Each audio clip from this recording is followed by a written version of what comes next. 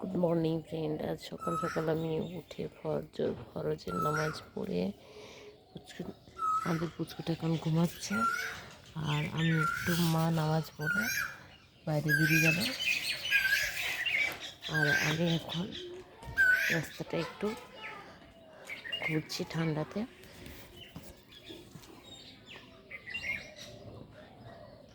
সকালবেলার ওয়েদারটা সত্যি খুব সুন্দর হয়। আমি উঠতে পারি না, কষ্ট করে 2 দিন ধরে ফরজের নামাজটা আমি খুব কষ্ট করে ভোরবেলা উঠে দৌড়েছি।